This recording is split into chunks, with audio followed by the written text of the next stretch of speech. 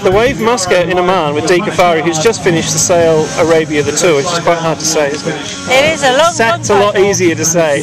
Sat to those in the know, but otherwise Sailing Arabia the Tour. And this is the first time you sailed in this particular part of the world. It must be a bit of a culture shock from France or the UK. Massively. We get very much used to what we know, and to come out somewhere to sail in a new area with a new culture and new people, I didn't really know what to expect, and December was full of a few surprises, but having the opportunity to learn about traditions and cultures and be sensitive to that with the girls, the Omani girls that we were sailing with, has been fascinating. And actually now having sailed Bahrain, Qatar, UAE, Oman, it's beautiful, and there's loads of potential out here for the right boats, and I think Sailing Arabia the Tour is a good product that I think will grow.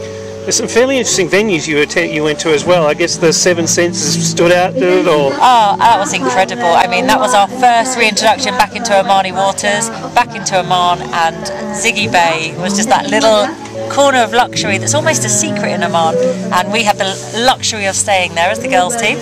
But it was beautiful, and it really invigorated us for those last two legs that were tough. You know, we look at this, and behind me is beautiful sunshine, really light airs for the extreme sailing, but we had 20 odd knots and huge waves, and the girls worked really hard, and they just didn't falter at all. They stuck at it, and I was so proud that they did the whole race.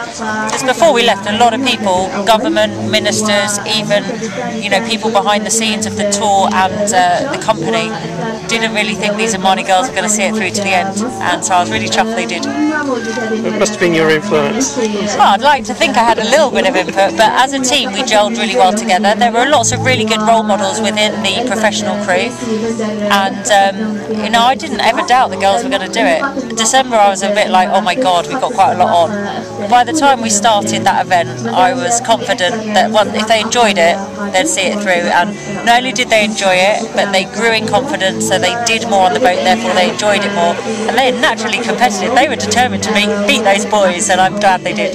But I guess one of the goals is that it's not just a one-off to have a girls' team to say they've done it. It's to do it over and over and over again. It's one of the strengths of the Oman Sails. It's been going 3 years. It gets a bit better every year, and it's an ongoing vision rather than a one-off. Oh, let's just massively. Do it, and you look at the boys' teams, and like 3 years ago they didn't have enough people to make up a team. Now they had 2 Omani boys' boats, which is incredible. And now we've started something with the girls, and the fact that they enjoyed it and they want to do more, I know it's something that can grow.